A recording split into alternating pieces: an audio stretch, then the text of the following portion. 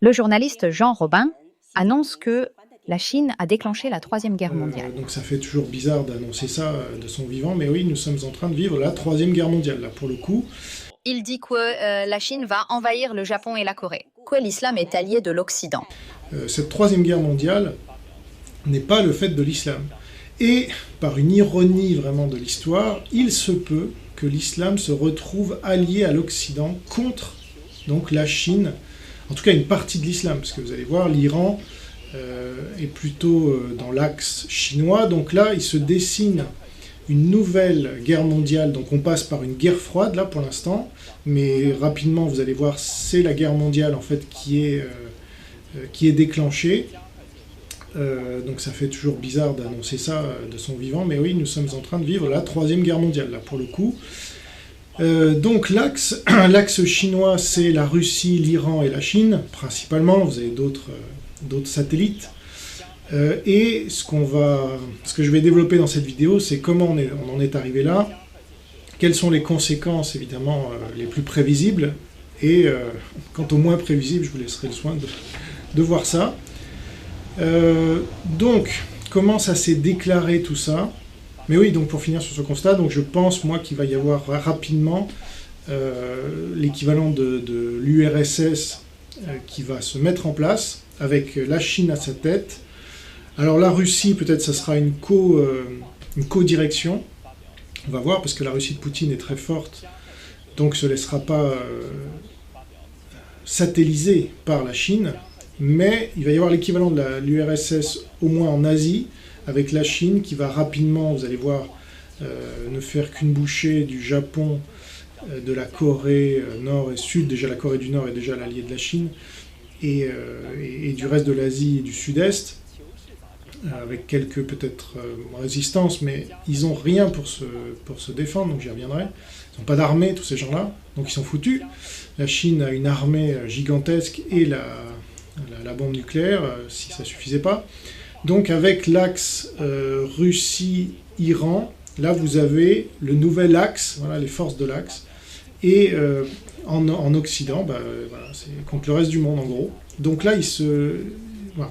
Alors comment on en est arrivé là? Parce que là je vous ai donné la fin, maintenant je vais vous amener aux différentes phases de mon raisonnement, mais tout a commencé, évidemment, de la Chine, avec cette histoire de pandémie, alors sur laquelle ils ont menti dès le premier jour. Alors ce qui est un peu bizarre, c'est que c'était le 31 décembre 2019, or ce jour-là, ils annonçaient un autre mensonge qui a été démontré depuis et que nous, à Fake News France, on a révélé comme étant notre premier scoop mondial, c'est l'histoire des drones à Shanghai. Vous vous rappelez peut-être, c'était le 31 décembre, la nuit de la Saint-Sylvestre, ils ont inventé qu'il y avait eu des drones dans le ciel de Shanghai ce jour-là. Ça a été repris par tout un tas de médias, et quelques semaines après, on s'est rendu compte qu'il n'y avait aucun drone à Shanghai la nuit de la Saint-Sylvestre. Donc c'est un gouvernement, c'est un régime ultra-communiste, ultra-totalitaire, qui ment, c'est dans son ADN, quoi.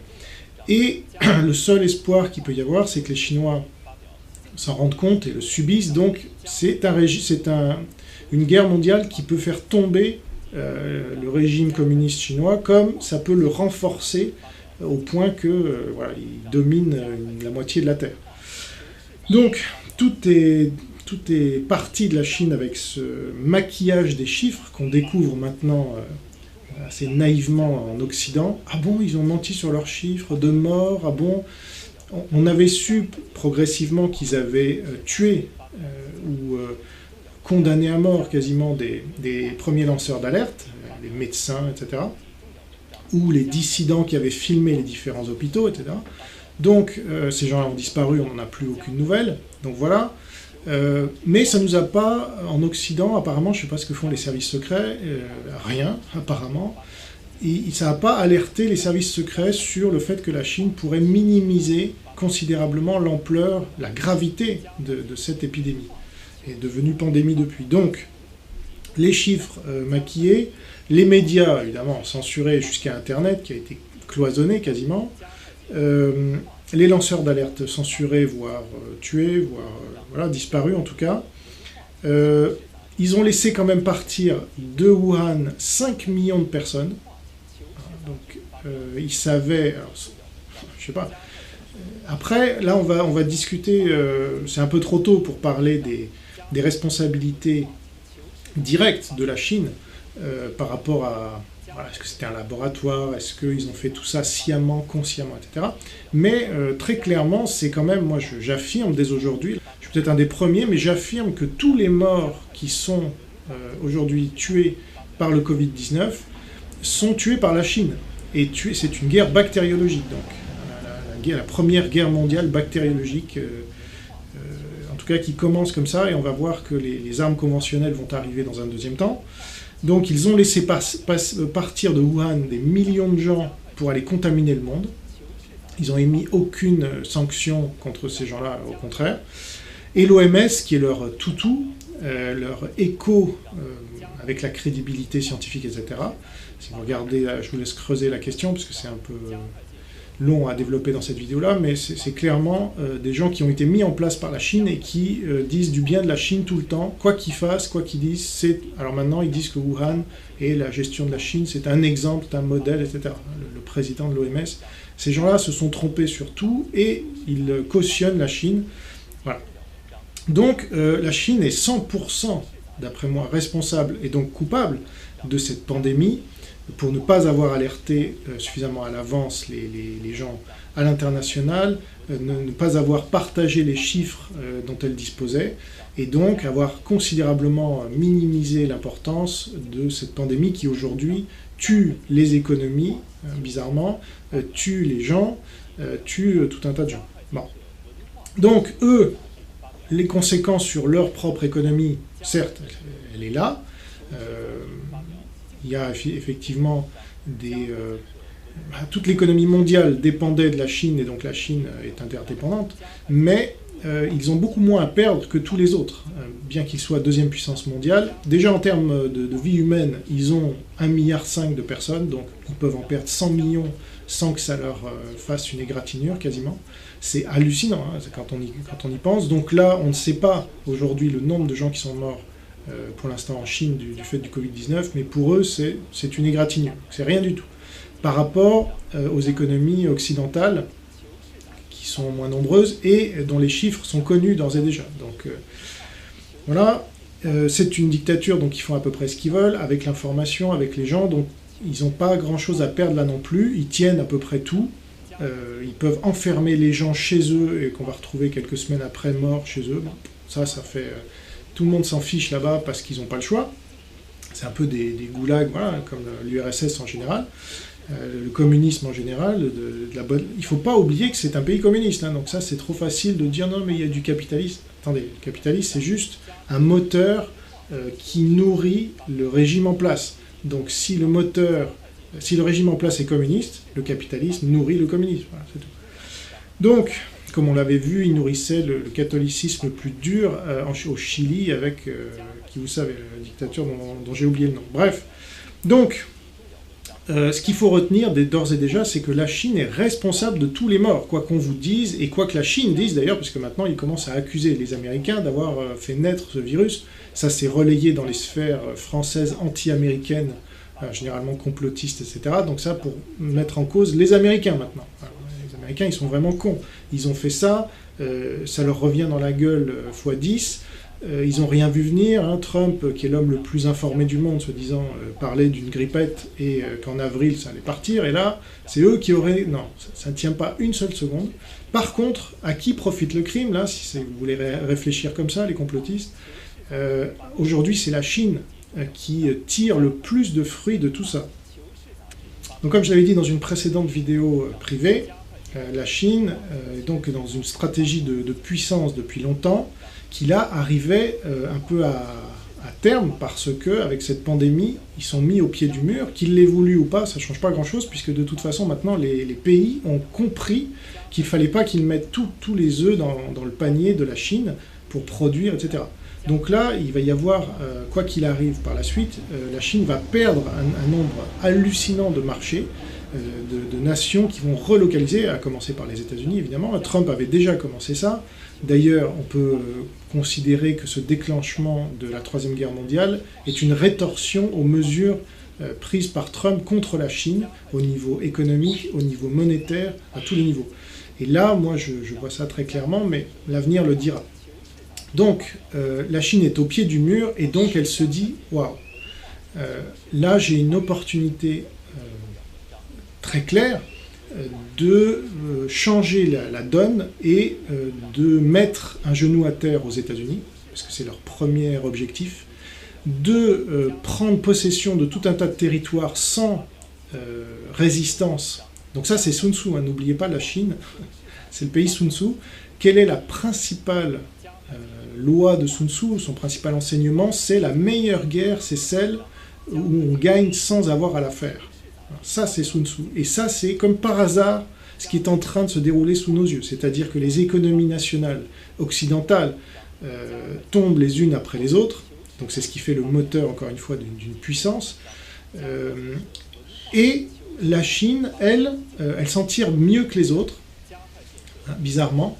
Donc vous n'avez même pas besoin, vous avez des milliers de confinés dans des super-tankers aux États-Unis ou dans des porte-avions, etc., ou des sous-marins, les gars ils sont enfermés, là, ça commence à prendre des proportions hallucinantes. Donc là vous avez des paralysies d'économie et d'armée qui font que la Chine va pouvoir avancer ses pions beaucoup plus rapidement qu'avant. Vous l'avez commencé déjà avec la route de la soie, avec tout un tas de mesures, en Afrique notamment, l'Afrique bizarrement épargnée, j'y reviendrai peut-être, d'achats frénétiques, notamment en Europe, mais aussi aux États-Unis, d'implantation sur les campus américains, d'universités confucéennes, etc. Donc tout ça, c'est une stratégie de puissance mondiale, hein, qu'on ne dise pas la Chine est isolationniste, ça l'a jamais intéressé. Non, là on est dans on a des tarés au pouvoir, qui sont des communistes, donc des dictateurs fous, et qui veulent, comme Staline à la grande époque, dominer le monde. Et qui sont un pouvoir nucléaire, là encore. Donc ces gens-là n'ont aucune limite, et leur but, c'est au final de dominer le monde. Que ce soit très clair, ils ont une expression, il y a un seul soleil dans le ciel. Voilà. Et donc ça doit être la Chine. Donc, leur stratégie de puissance, maintenant, passe dans une deuxième phase avec cette crise, et ils vont pouvoir avancer des pions qu'ils avançaient petit à petit. Là, ils vont pouvoir faire, vous voyez, les grands mouvements, comme aux échecs, là, ils vont bouger la tour d'un coup, alors qu'ils avançaient d'une case jusque-là, si on veut prendre ou leur fou, ou ce que vous voulez. Et donc, les choses s'accélèrent pour tout. Vous avez des lignes qui étaient déjà en train de diverger. Donc, bon, les peuples ou les observateurs le constataient plus ou moins, pour ceux qui voyaient les signaux faibles. Mais là, ça va s'accélérer à un point tel que tout le monde va le voir, évidemment, puisqu'en plus, c'est une guerre mondiale. Donc, vous avez des... Alors, certes, les pays d'Asie s'en sont mieux tirés que les autres pour cette crise du Covid-19, mais ils n'ont pas d'armée, donc leurs économies sont à plat également, et donc la Chine, elle, qui a une armée, peut tout à fait débarquer en Corée du Sud, au Japon, et qu'est-ce que vont faire les États-Unis? Il n'y a pas d'alliance avec ces pays-là, au sein de l'OTAN. Donc, c'est pur... Alors, moi, ce que je pense, c'est que on est dans un schéma donc similaire à la Deuxième Guerre mondiale, où, comme vous vous rappelez, Delano Roosevelt avait attendu le choc de Pearl Harbor pour intervenir, et lancer tous les États-Unis dans la guerre, parce que c'était un traumatisme, ils sortaient de la crise de 29, donc là il y a un traumatisme avec la nouvelle crise économique et crise sanitaire, donc pour lancer les États-Unis dans une guerre mondiale, contre la Chine en plus, pouvoir nucléaire, etc., ce que n'était pas le Japon, puisqu'il n'y avait pas de pouvoir nucléaire à l'époque, ils n'auront pas d'autre choix que de lancer de s'appuyer sur un choc. Alors, ce choc, à mon avis, ça sera un décompte de morts dû au Covid-19. Si, comme Trump l'a déclaré, on est entre 100 et 250 000 morts aux États-Unis du fait du Covid-19, avec 5 000 morts par jour ou 10 000 morts par jour au pic, il se peut que là, Trump, en fait, attende ce moment-là pour passer à l'attaque. Parce que je pense que Trump, j'en suis même sûr, il était déjà au courant de la menace chinoise avant tout ça. il l'a dit même dans sa campagne, il a été élu en partie là-dessus. Dès qu'il est arrivé au pouvoir, il a pris des mesures contre la Chine, et ça ne lui a pas plu à la Chine, donc d'où cette crise notamment. Et donc, il est parfaitement au courant de tout ce que je suis en train de vous dire. Et il en sait même 10 fois plus, puisqu'il a accès à 10 fois plus d'informations que moi. Mais d'ores et déjà, il prépare, je peux vous l'annoncer, c'est très clair, il prépare l'attaque armée des États-Unis contre la Chine sur les terres. Alors, ça ne sera pas en Chine même, je pense.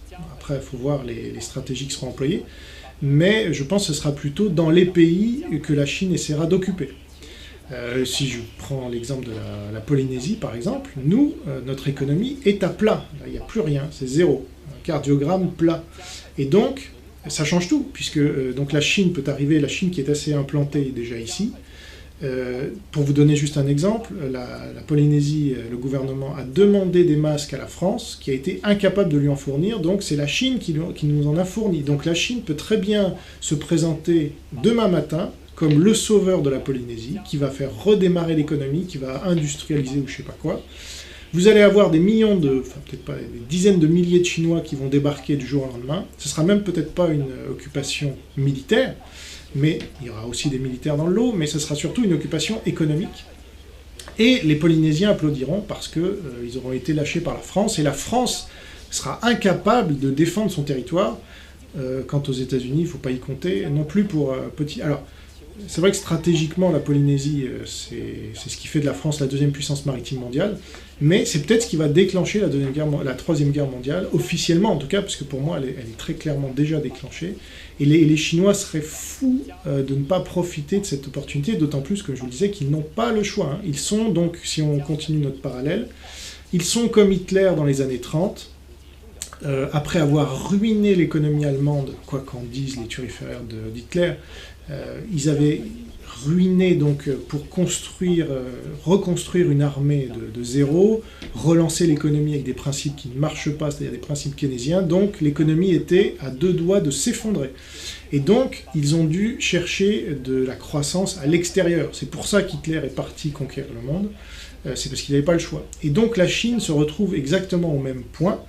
Si elle veut maintenir ses taux de croissance de fou et pas s'effondrer, surtout après cette crise, donc il y a les conséquences que je vous expliquais, tout le monde va se détourner de l'usine du monde, eh bien, ils doivent aller à l'extérieur chercher des nouveaux relais de croissance. En plus, ils ont une armée assez importante. Bon, les États-Unis sont encore, et c'est notre chance, ils sont encore 10 fois plus, ils financent 10 fois plus leur armée que, je crois, la Chine, ce qui est le deuxième pays qui finance le plus, à voir peut-être avec la Russie. Mais donc il y a un avantage, mais est-ce que cet avantage compte autant de l'arme nucléaire? Ça, j'en sais rien, on verra. Donc à mon avis, il va y avoir des escarmouches au départ, voire peut-être carrément avec un pays qui est attaqué comme la Corée du Sud par exemple, parce que les Chinois, il faut savoir, hein, la Corée du Sud, le Japon et tous ces pays-là, Singapour, et y compris Hong Kong, détestent la Chine. Ils s'en méfient comme de la peste, et ils ont bien raison, et c'est pour ça qu'ils ont pu développer des méthodes, et y compris Taïwan. Donc il se peut que le premier pays, alors ça soit Taïwan en effet, puisque là la Chine veut annexer Taïwan, ne veut pas que ce soit un pays, pour ainsi dire. Et l'OMS relaie d'ailleurs, c'est là où vous voyez la duplicité de ces gens et qui roulent pour Pékin, c'est que l'OMS reprend le discours de Pékin sur Taïwan. Taïwan n'existe pas, c'est la Chine. Ah bon? Mais là, pour la crise, ils s'en sont très bien sortis. Taïwan, ils ont tout de suite fermé la frontière parce que c'est l'ennemi intime, l'ennemi absolu de Taïwan. Mais Taïwan n'a pas d'armée digne de ce nom, donc la Chine, ils vont annexer Taïwan. Que feront les États-Unis? Ensuite, la Chine va annexer la Corée du Sud ou le Japon. Que feront les États-Unis? Voilà. Est-ce qu'ils vont attendre? Alors tout dépendra du nombre de morts. Enfin voilà, il y aura plein de paramètres. Mais pour moi, c'est très clair. Ils sont dans une phase Sun Tzu où ils sont en train de gagner sur tous les plans sans avoir à lancer un seul missile. Et donc, quand votre ennemi est tellement affaibli par tout ça, bah, vous arrivez quasiment en sauveur en apportant tout un tas de choses, y compris des masques, y compris ce que vous voulez. Voilà, donc, la meilleure guerre est celle qu'on n'a pas à combattre, d'autant plus qu'il y a une guerre civile qui était déjà larvée, mais qui va là exploser au sein de beaucoup de pays, puisque les gouvernements pour éviter les épidémies de Covid-19 un peu partout dans le monde, hein, y compris aux États-Unis, y compris, j'ai vu, dans différents pays, en Amérique du Sud et en Europe évidemment, et en France particulièrement, libèrent des prisonniers, hein, ces cons-là. Donc ça va augmenter encore le niveau d'anomie générale intérieure au pays. Donc la Chine va en profiter, parce qu'eux, ils n'ont pas tout ça, ils sont un pays dictatorial, donc tout le monde marche en ligne ou est tué, hein, c'est l'Hippocus. Donc cette guerre civile, alors chez nous en plus il y a l'islam, etc., qui va tenter d'en profiter, qui tente déjà d'en profiter avec la Turquie, mais là ils se sont un peu calmés.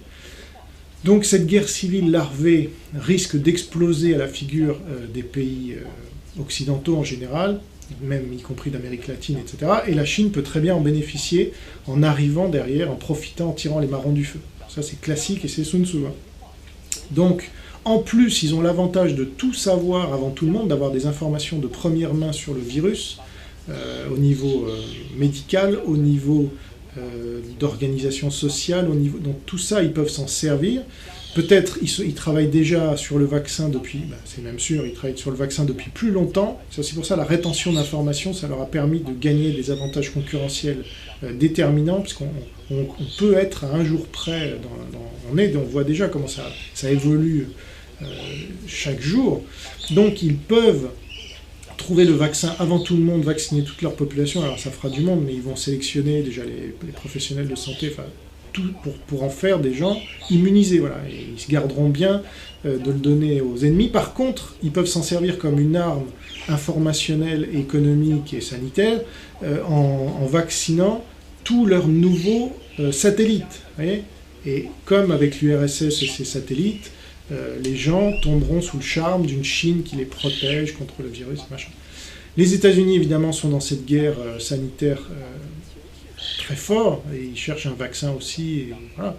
Mais eux aussi, comme l'expliquait donc l'expert sud-coréen dont j'ai traduit la vidéo récemment, ils vont d'abord vacciner les Américains, hein. Ça fait 300 millions de personnes, plus de 320 millions de personnes, donc avant que ça arrive en France et tout ça, vous pouvez tirer un trait dessus.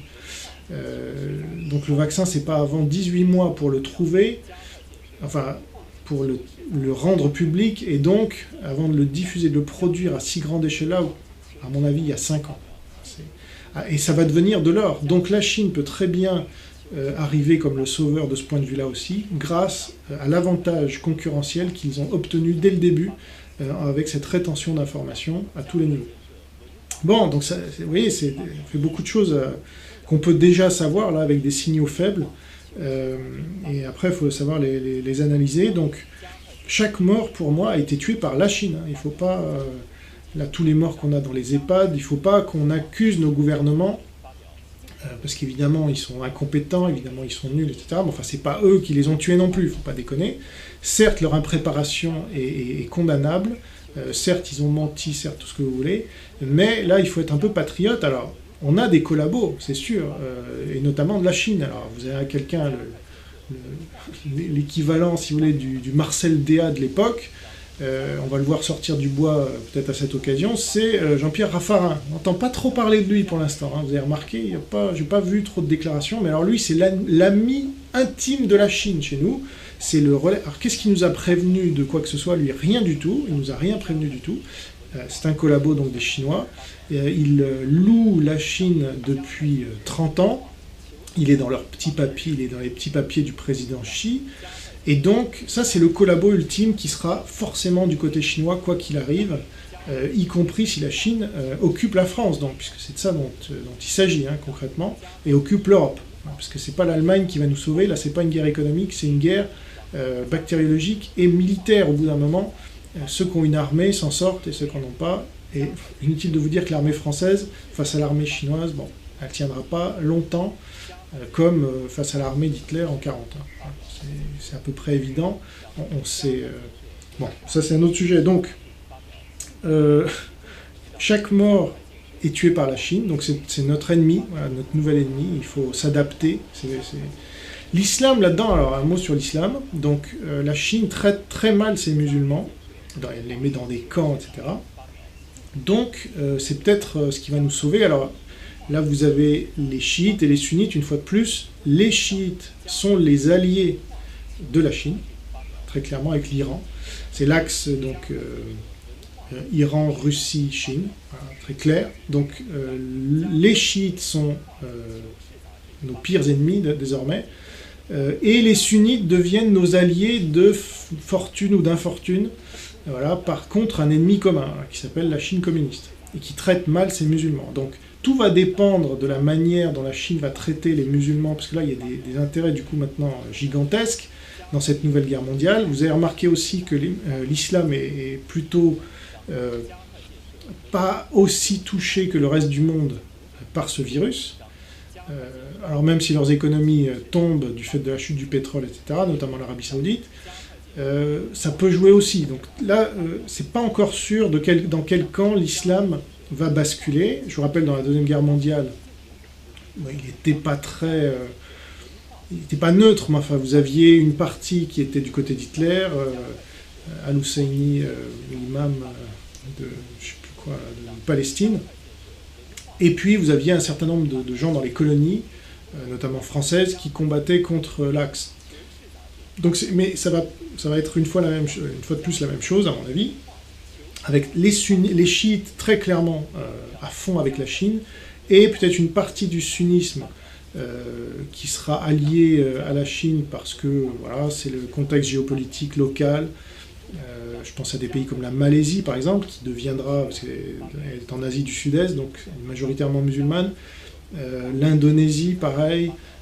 L'Inde, alors le cas de l'Inde est intéressant parce qu'il y a une forte minorité musulmane, mais les hindous qui sont au pouvoir détestent ces musulmans aussi, mais moins que la Chine, et puis c'est un pouvoir nucléaire, donc on va voir ce qui se passe, parce que là, alors, avec l'Inde, si la Chine, ce sera son dernier souci, mais si la Chine commence à s'en prendre à l'Inde, elle peut prendre une bombe nucléaire sur la gueule.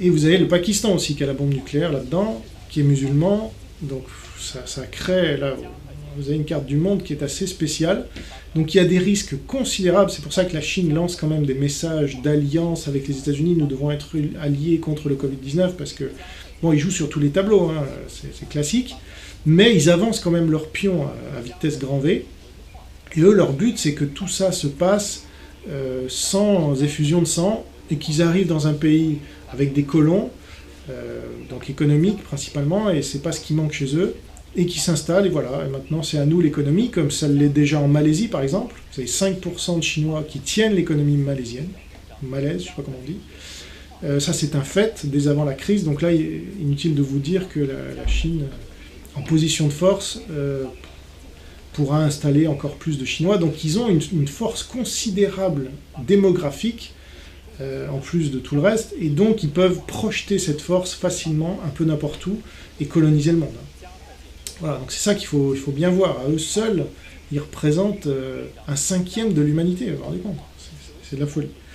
Bon, donc l'islam là-dedans, c'est difficile à dire aujourd'hui à 100%, mais je vois plutôt côté chiite, parce qu'en plus ils adorent se détester entre chiites et sunnites, donc je vois bien un côté chiite pro-chinois, et si les chiites sont du côté chinois, alors la plupart des sunnites devraient être du côté non chinois, et le côté non chinois c'est nous, hein, figurez-vous, les occidentaux, américains évidemment. Alors l'Amérique du Sud c'est pareil, c'est un peu trop tôt pour le dire, ils ont... alors voilà, les dirigeants, ça dépendra des dirigeants aussi qui sont au pouvoir. Là vous avez un Bolsonaro, heureusement au Brésil en ce moment, qui est proche de Trump, mais Trump, alors vous avez des élections théoriquement qui doivent avoir lieu en novembre, à mon avis elles seront repoussées. Trump sera accusé de dictateur, mais il s'en fout, il s'en fiche. Là, très clairement, il ne peut pas y avoir de primaire démocrate. Bon, républicain, c'est plié, c'est Trump. Mais il ne peut pas y avoir de primaire, donc s'il n'y a pas de primaire, il n'y a pas d'élection. Ils ne l'ont pas encore annoncé, mais... Donc, on part dans un monde, je pense, où il n'y aura plus d'élections avant longtemps. Là, ils annoncent les municipales en... je ne sais pas quand. Oui, peut-être, enfin, tout le monde s'en fiche. Et par contre, les élections nationales où on désigne un dirigeant national qui a le doigt sur le bouton nucléaire, notamment aux États-Unis, et qui dirige la première puissance mondiale, y compris la première puissance militaire, non, ça, ils ne vont pas se permettre de changer ça. En tout cas, j'espère que Trump fera tout pour garder le pouvoir. Pas très démocratique, mais là, il y a des cas de force majeure, parce que si les démocrates arrivent au pouvoir, ils vont se mettre du côté de la Chine, ces cons-là, ils sont capables de le faire. Bon. Comme d'ailleurs Roosevelt, qui était socialiste, n'est pas venu à la rescousse de l'Europe quand Hitler a commencé à occuper tout le monde. Si ça avait été un président républicain et pas démocrate, à mon avis, ça se serait passé plus vite. Mais bon, n'allons pas trop vite en besogne. Trump, là, est la personne idéale pour ce genre de guerre mondiale, je pense, parce qu'il n'y a que des bras cassés en face, y compris au sein du camp républicain, hein, il n'y a que des bras cassés. Mais il y a quand même des sénateurs, là j'ai entendu chez Tucker Carlson, des sénateurs qui commencent à dire oui, c'est la Chine notre ennemi, c'est la Chine qui organise tout ça, il faut être très vigilant. Et je pense que, je suis même sûr, vous avez des réunions aujourd'hui au plus haut sommet de l'État américain qui préparent la guerre mondiale, en ce moment même, où on parle. Ils vous tiennent les discours qu'ils vous tiennent sur la crise sanitaire, etc., parce que c'est ce qu'il faut dire, et c'est trop tôt aujourd'hui d'annoncer quoi que ce soit, mais ils attendent, eux aussi, ils sont Sun Tzu, hein, donc ils attendent le moment où la Chine fera un faux pas vraiment trop, comme le Japon l'avait fait, pendant la Deuxième Guerre mondiale, pour passer à l'attaque. Parce qu'il ne faut surtout pas apparaître comme celui qui attaque, hein, dans la théorie des guerres, même Hitler lui-même avait dit, mais c'est pas moi qui ai attaqué, je me suis défendu, alors que c'était faux. Donc voilà, ça c'est le principe de guerre. Donc, qu'est-ce que j'avais d'autre à vous dire?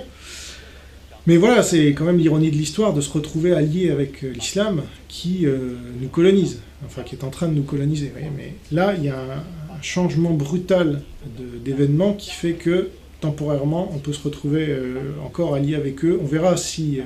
parce que là, vous avez tous les complotistes anti-américains qui... ils pèsent rien, mais bon, ça peut jouer. On verra.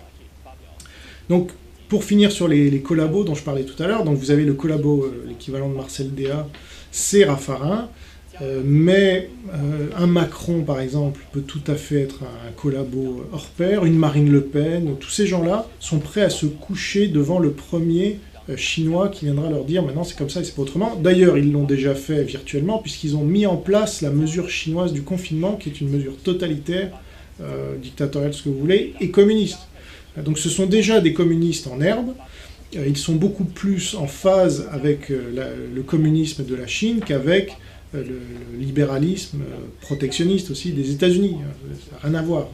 Donc on le voit en Europe, en Italie, comme par hasard là où est né le fascisme, en Espagne, tous ces pays mettent le confinement en place et ont les pics les plus importants de morts. Mais ils ne comprennent pas que d'avoir rassemblé des personnes bien portantes avec des personnes infectées dans les mêmes familles, ça allait augmenter le problème et pas le régler, et ça allait faire fuir des gens, c'est quand même hallucinant, de Paris, la région parisienne qui était une des premières infectées, dans toute la France, pour essaimer, tout ça. Donc c'est de la folie, tout en tuant l'économie. Bon, ça, j'y reviens pas, j'ai déjà parlé de tout ça. Donc là, voilà, les Chinois, ils boivent du petit lait, ils voient la situation.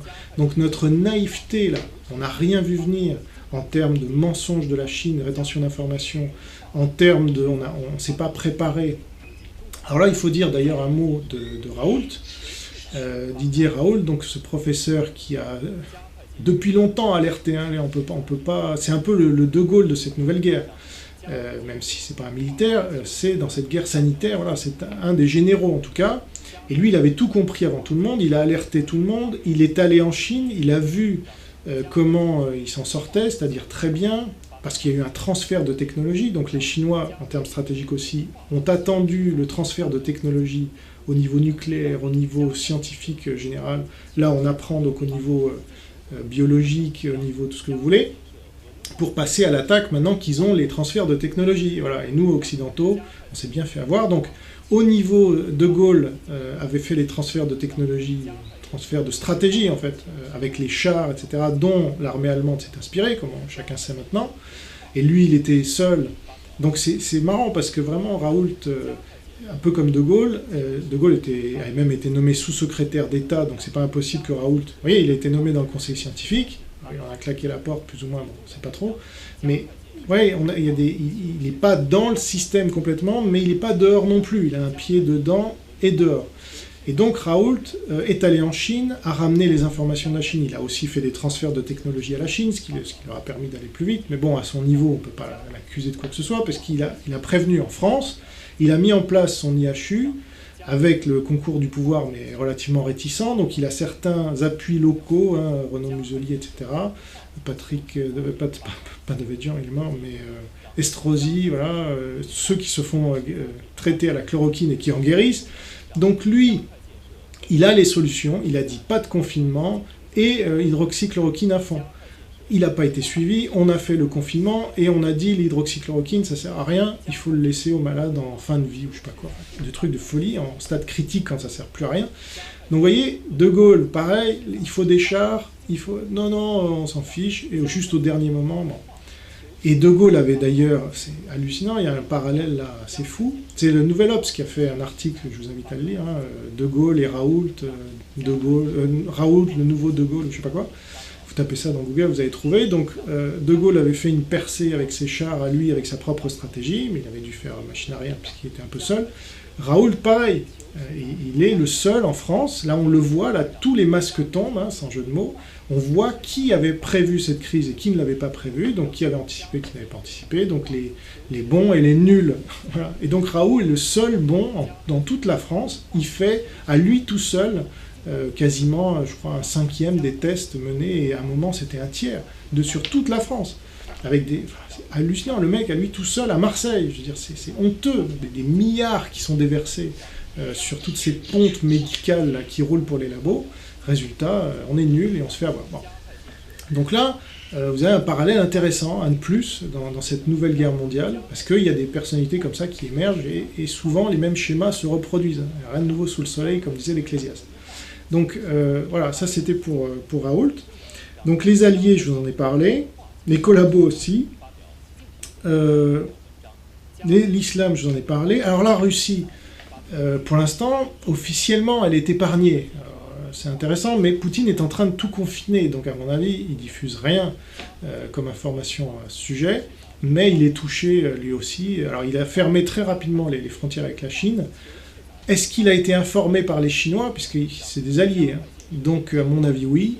À mon avis les Chinois lui ont dit fais gaffe, ferme tout là, parce que nous on va inonder le monde et tu vas voir après, machin. Donc Poutine a fermé très très tôt ses frontières, donc a été moins touché, mais on le voit même aux États-Unis où Trump a fermé ses frontières avec la Chine dès le 31 janvier, ça n'a pas empêché l'épidémie de grandir.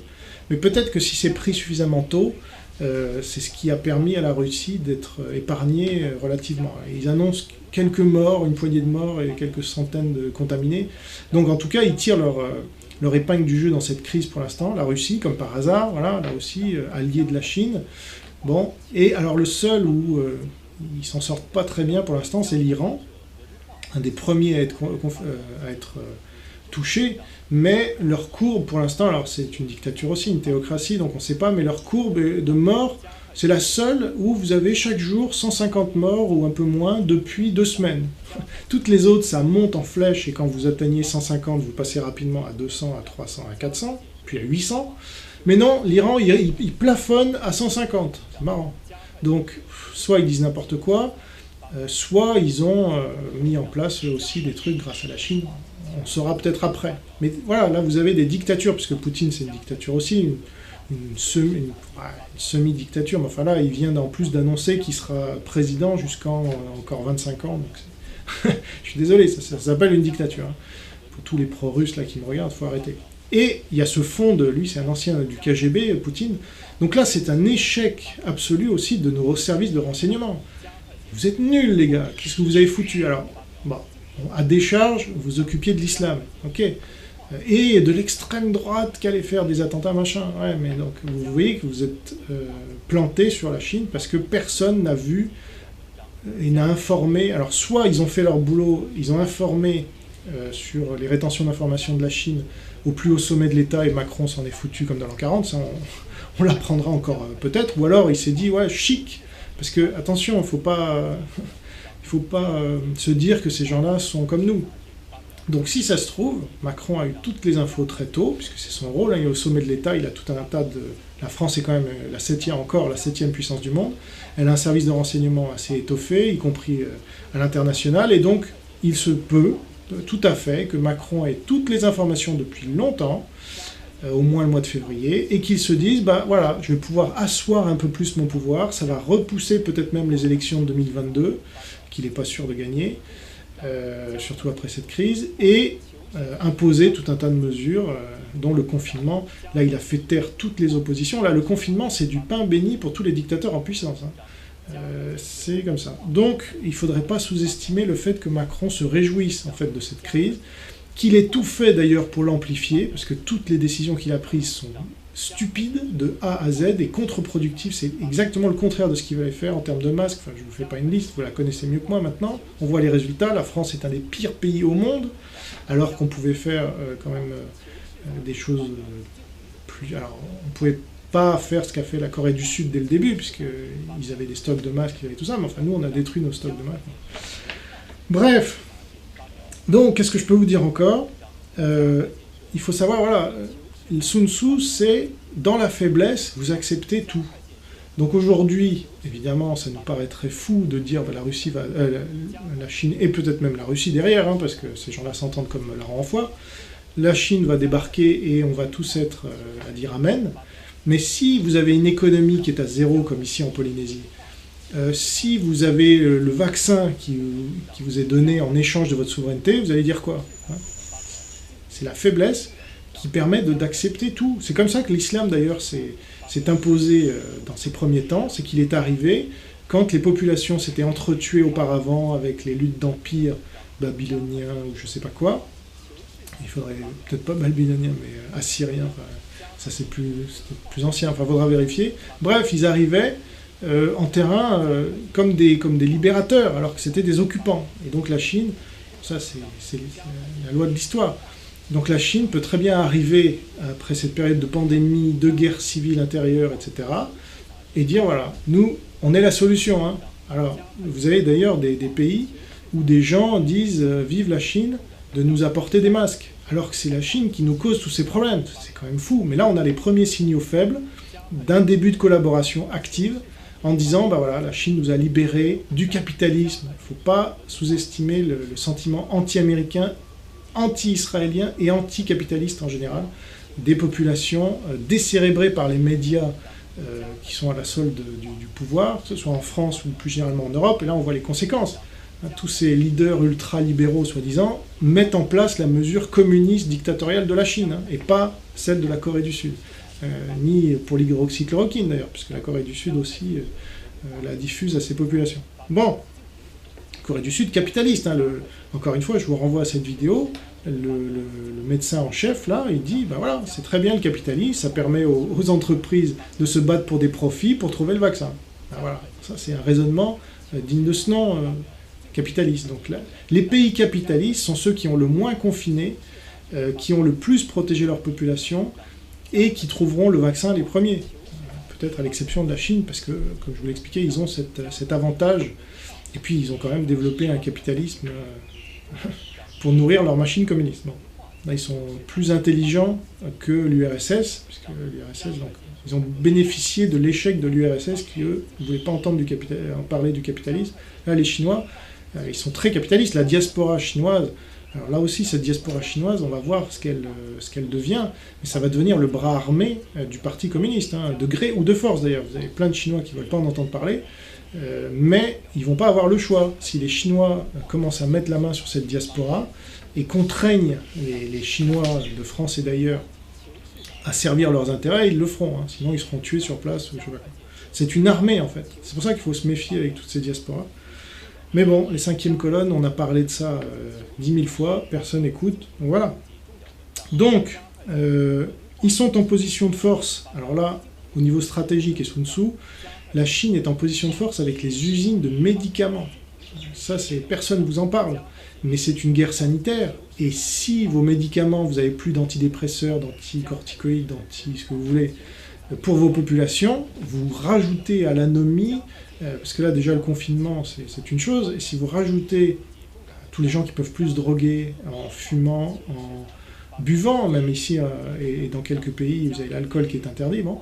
Donc tout ça fait monter le niveau de stress général et d'anomie, et en plus s'il y a des ruptures dans les chaînes logistiques, les gens vont plus avoir assez à bouffer ou pourront plus manger ce dont ils avaient l'habitude, plus les morts qui s'accumulent, vous avez un truc qui va exploser.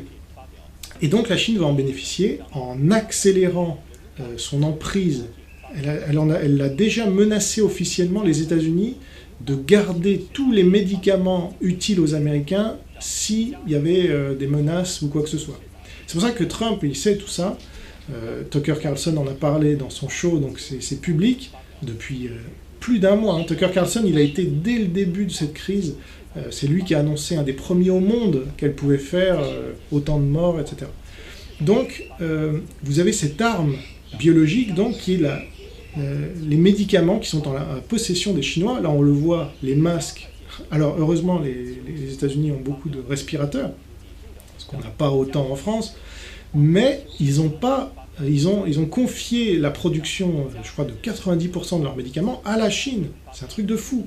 Et donc là, vous avez un point faible hallucinant des États-Unis qui pourrait être poussé dans la guerre conventionnelle avec la Chine à cause de ça. Parce que si leur population ne peut plus se soigner correctement, et qu'ils n'ont eux-mêmes pas les moyens de produire, alors on va voir s'ils sont capables. Là, Trump avait déjà commencé à rapatrier, vous avez vu, depuis qu'il est arrivé au pouvoir, il a commencé à rapatrier beaucoup de choses, beaucoup d'usines dans son pays, mais c'est ça apparemment qui n'a pas plu aux Chinois aussi. Et donc tout ça s'accélère aussi du fait de l'arrivée à la présidence de Trump.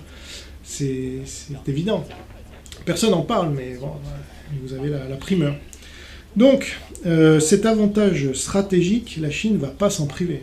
Et donc, c'est presque plus dissuasif que l'arme nucléaire, hein, de dire, si vous m'emmerdez, je garde tous vos médicaments, vous allez crever. Ça revient au même. C'est plus efficace encore, parce que vous n'avez même pas à lancer une bombe nucléaire, il n'y aura pas d'irradiation, il n'y aura rien. Donc, il ne faut pas sous-estimer ça. Donc, ils tiennent les États-Unis et une grande partie du reste du monde par, là où vous savez, par les bourses, hein, puisque en plus, c'est les bourses qui s'effondrent et tout ça. Donc là, on est dans une situation vraiment où la Chine est en position de force, et c'est pour ça qu'elle va passer à l'attaque encore plus, qu'elle est déjà passée à l'attaque. Dès qu'elle a commencé à faire de la rétention d'informations, elle était à l'attaque. C'est une guerre économique, de l'information sanitaire. C'est pas encore une guerre conventionnelle. La guerre conventionnelle, c'est vraiment le dernier recours dans ce monde moderne dans lequel on vit. Voilà. Donc, c'est une guerre asymétrique, où l'assaillant est caché derrière un rideau de fumée. C'est classique aussi, mais là, avec l'époque actuelle, on le voit, tout le monde ne parle que de la guerre sanitaire, évidemment.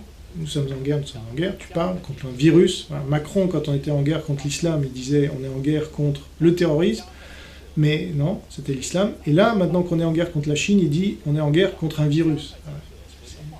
À chaque fois, vous pouvez être sûr, tous ces gens-là se couchent, aucune colonne vertébrale. Donc, la Chine, aujourd'hui, se cache derrière ce rideau de fumée qu'est le virus, mais vous pouvez être sûr que c'est la Chine et son alliance Russie-Iran, plus tous les pays satellites à venir, et elle va mettre, comme l'URSS avait fait, elle va mettre en place sa politique dans tous ces pays asiatiques. Elle l'a déjà fait, hein. Et elle a déjà essayé de le faire, pas à cette échelle-là. C'était le Japon qui l'avait fait, lui. Et donc, voilà, à mon avis, le Japon, après Taïwan, qui est vraiment l'ennemi intime absolu, mais après Taïwan, le Japon va être un des premiers à subir l'occupation chinoise, parce qu'ils avaient occupé la Chine, et notamment la Mandchourie, avec des conséquences. Ils avaient violé, massacré, enfin, voilà, si vous vous penchez sur l'histoire. Là, il y a des comptes qui vont se régler en Asie.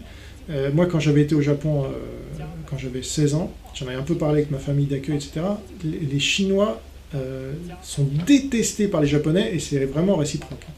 Donc, là, il y a des comptes qui vont se régler, ça va être sanglant. Donc, guerre asymétrique derrière un rideau de fumée. La Chine a beaucoup moins à perdre que l'Occident. Voilà, donc je vous ai dit à peu près l'essentiel. Elle va faire croire, elle est en train déjà de reconstituer tout ce qui s'est passé en changeant toute l'histoire pour montrer que la Chine est la victime de toute cette histoire. C'est les Américains qui ont créé ce virus chez nous pour, je sais pas quoi, on voit pas trop, pour nous affaiblir bien sûr, voilà. Et ils n'avaient pas prévu le retour de Boomerang, voilà, parce que c'est des nuls, mais c'est bien eux qui ont créé. Vous avez ce discours-là qui filtre déjà, en signaux faibles, mais par des ambassadeurs officiellement, donc, qui n'a pas été raté par des gens comme Tucker Carlson. Voilà, donc une réécriture de l'histoire par la Chine, une nouvelle guerre froide. L'Afrique, je vous en ai pas parlé, aujourd'hui, elle est plutôt épargnée. Là aussi, il y a beaucoup de Chinois en Afrique. Hein. Ils colonisent déjà ce continent, donc ils ont avancé leurs pions. Eux, ils vont tomber. Alors c'est là où c'est intéressant, parce qu'il y a plein de pays musulmans là-dedans. Alors, il y a d'anciennes colonies françaises, mais la France pèse plus. Il faut être clair. Donc si la Chine demain arrive avec des industries, en veux-tu, en voilà, des méthodes, puisqu'ils ont tous nos transferts de technologie, ils vont l'apporter à l'Afrique et ils vont la coloniser encore plus.